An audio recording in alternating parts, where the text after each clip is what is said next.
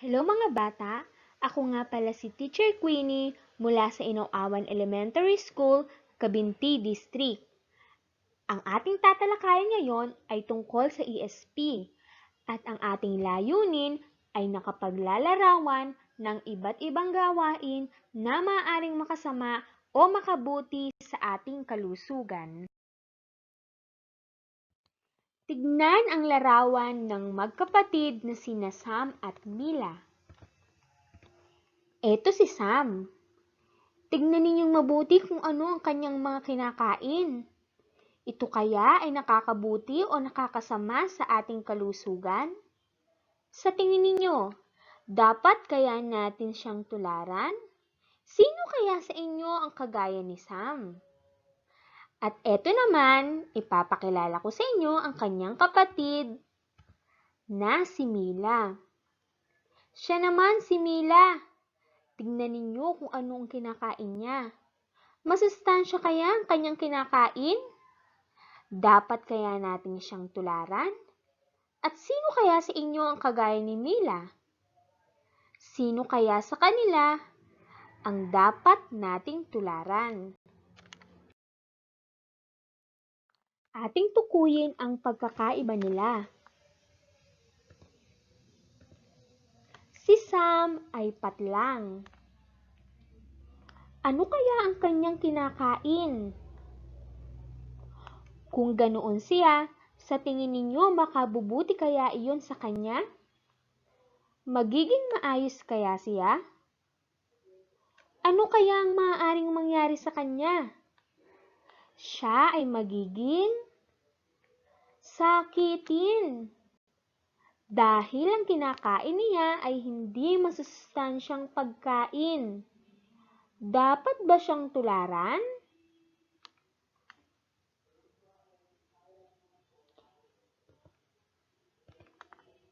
Si Mila naman ay patlang.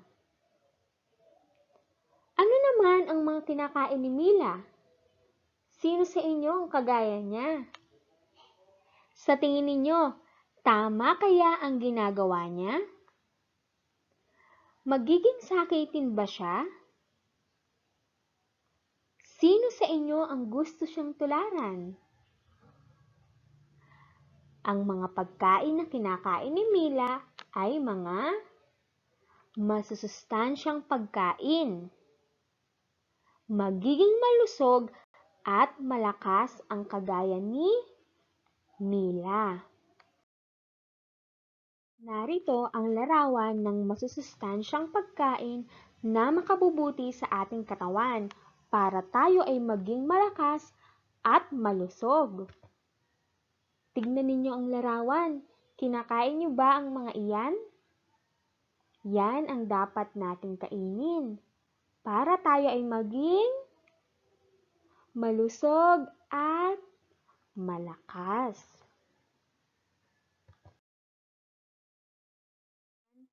Ang mga pagkain hindi masustansya at ito ay hindi makabubuti sa ating katawan. Tignan ninyo ang larawan. Sino sa inyo ang kumakain ng mga yan? Dapat nating iwasan ang mga pagkain iyan dahil hindi ito makabubuti sa ating katawan. Mahalaga ang alagaan ng sarili. Kahit marami kang alam, kahit marami kang talento, kung magiging sakitin ka naman dahil hindi ka kumakain ng wasto, paano mo maipapakita ito? Kaya, ang dapat nating kakainin ay ang masusustansyang pagkain dahil ito ay nakabubuti sa ating katawan upang tayo ay maging malusog at masigla. Mga bata, bukod sa pagkain ng masustansya, may mga gawain din na makakabuti sa ating kalusugan, tulad ng pag-ehersisyo. Sino sa inyo mga bata ang nag-ehersisyo? Bakit ba kailangan nating mag-ehersisyo? Dahil ang pag-ehersisyo ay nakakatulong sa atin upang ang ating katawan ay maging malakas. Meron akong papakilala sa inyong bata. Ang batang si Aya. Alamin natin kung ano pa ang kanyang mga ginagawa para maging mabuti ang kanyang kalusugan. Tignan mo ang batang si Aya. Ayan si Aya. Ano ang mapapansin ninyo sa kanya? Siya ay isang batang masigla, malusog. Ano kaya ang mga ginagawa niya kaya napapanatili niyang malusog ang kanyang katawan? Alamin natin. Mahal niya ang kanyang sarili. Kaya palagi siyang malinis.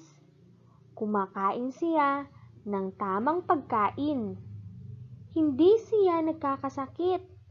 Inaalagaan niya ang kanyang kalusugan.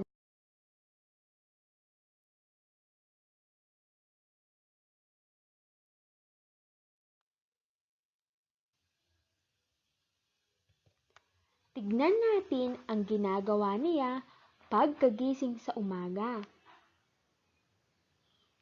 Ano kaya ang ginagawa niya tuwing umaga? Umaga na.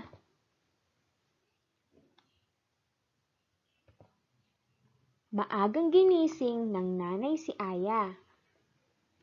Ano kaya ang sunod niyang gagawin pagkagising niya sa umaga?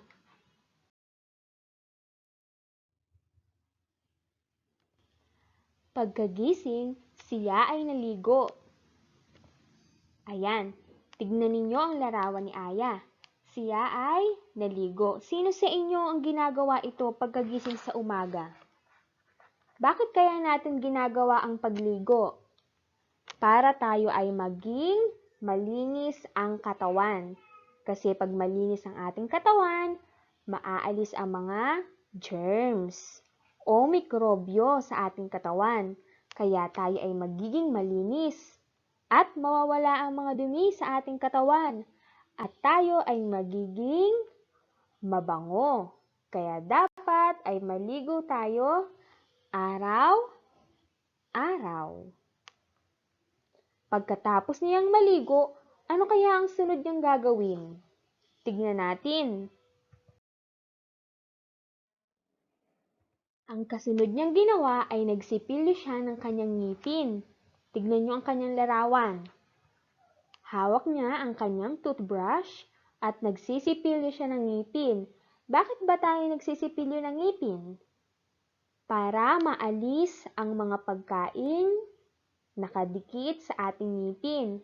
Para ang ating ngipin ay maging malinis at maputi. Sino sa inyo ang nagsisipilyo ng ngipin? Ilang beses ba dapat tayong magsipilyo ng ngipin? Okay, sa umaga, pagkatapos kumain, sa tanghali, pagkatapos kumain, at sa gabi, pagkatapos kumain. Kaya, 3 beses tayong nagsisipilyo ng ating ngipin para ang ating bibig ay maging mabango at ang ating ngipin ay maging malinis. Tignan nga natin ang kasunod niyang gagawin. Ano kaya ang kasunod niyang gagawin? Nagbihis ng malinis na damit si Aya. Ayan, tignan natin ang larawan ni Aya. Nakasuot siya ng malinis na uniforme, malinis na medyas, at itim na sapatos. Nakapusod din ang kanyang buhok. Kaaya-aya bang tignan si Aya? Siyempre, napakaganda niyang tignan. Dahil siya ay malinis manamit. Kayo ba mga bata, malinis ba kayong manamit? Tama, dapat tayo ay malinis ang damit pagpasok sa eskwelahan. Hindi lang sa eskwelahan, pati na rin sa ating bahay. para tayo ay maging mukhang kaaya-aya, malinis at mabango. Ano naman kaya ang kasunod niyang gagawin? Alamin natin.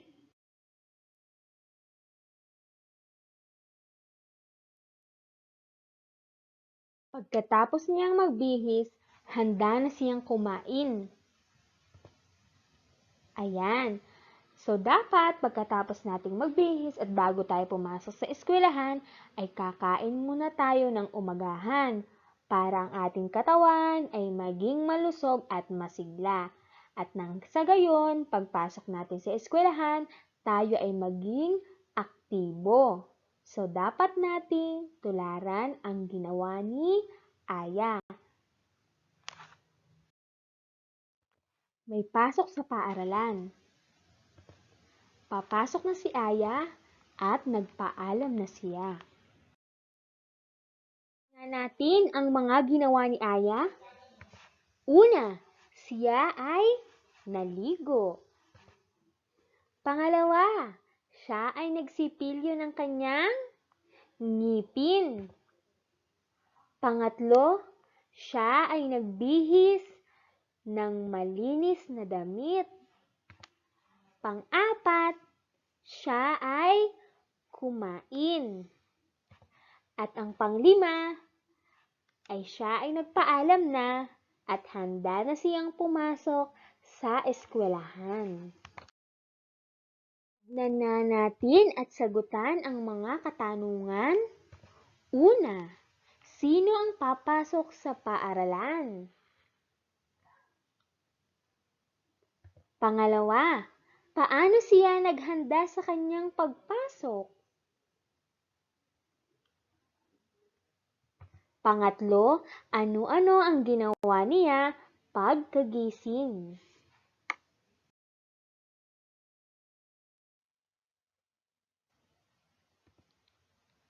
Ang ginawa ni Aya ay mabuti para sa kanyang kalusugan.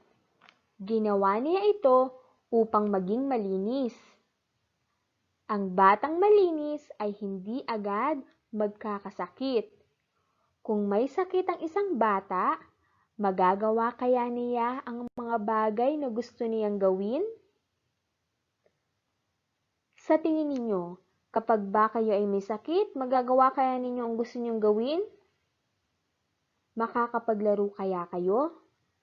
Maipapakita niyo kaya ang inyong talento? Kaya dapat ang ating katawan ay dapat na maging malusog at masigla. Para nang sa gayon, magawa natin ang mga bagay na gusto nating gawin. Sagutan nga natin ang gawain A. Sabihin ng tama kung makakabuti sa ating kalusugan at mali kung hindi. Una, nagpupuyat sa panonood ng telebisyon. Sino sa inyo ang nagpupuyat dahil lamang manonood sa telebisyon? Sa tingin ninyo, tama kaya iyon o mali? Pangalawa, umiinom ng gatas. Sino naman sa inyo ang umiinom ng gatas? Sa tingin ninyo, tama kaya iyon o mali? Ang gatas kaya ay makakabuti sa ating kalusugan o hindi? Pangatlo, kumakain ng masustansyang pagkain. Sino sa inyo ang kagaya ni Nila na kumakain ng masustansyang pagkain? Sa tingin ninyo, tama kaya iyon o mali? Pang-apat, hindi nagsisipilyo ng ngipin. Sino sa inyo ang hindi nagsisipilyo ng ngipin? Tama kaya ang gawin na iyon o mali? At panglima, naliligo araw-araw. Dapat ba tayong maligo araw-araw? Tama kaya iyon o mali? Mga bata, mahalaga na pangalagaan natin ang ating sarili.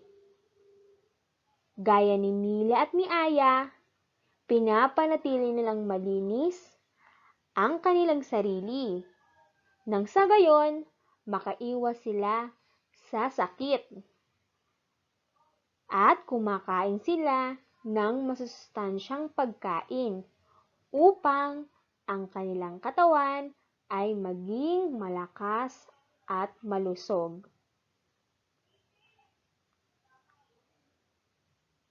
Kaya dapat nating tularan si Aya at si Mila dahil ang kanilang mga ginagawa ay nakakabuti sa ating kalusugan. At ngayon naman, ating tandaan, alagaan ang sarili. Maging malinis, kumain ng tama, huwag pabayaan ang sarili. Bukod dito, kailangan maging maingat at palaging sumusunod sa utos ng mga guro at magulang para maingatan ang katawan at kalusugan.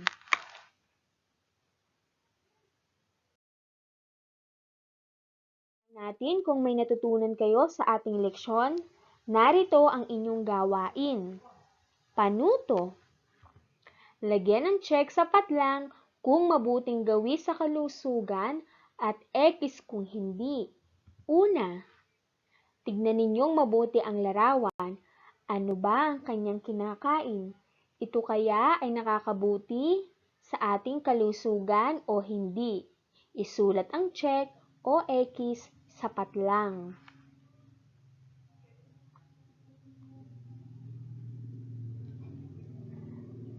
Pangalawa,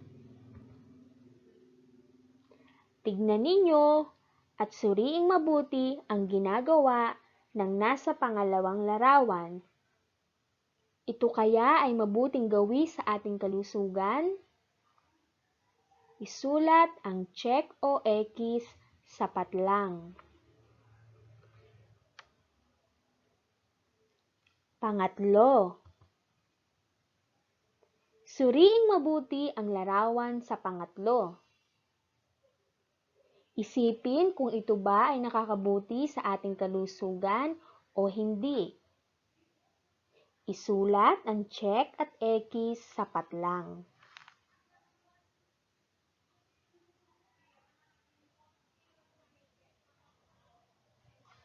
Pang-apat, ayan, tignan ninyo ang ginagawa ng batang lalaki. Ito kaya ay makakabuti sa ating kalusugan o hindi? Isulat ang check o X sa patlang. At ang panglima, tignan ninyo ang mga bata. Naglalaro sila sa ulan. Ano kaya ang pwedeng mangyari sa kanila? Ito ba ay makakabuting gawi sa ating kalusugan o hindi?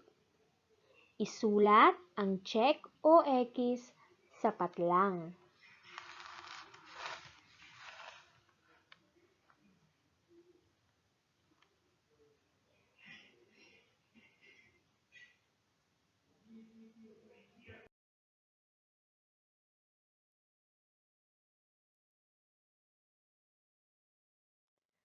Maraming salamat mga bata sa inyong pakikinig.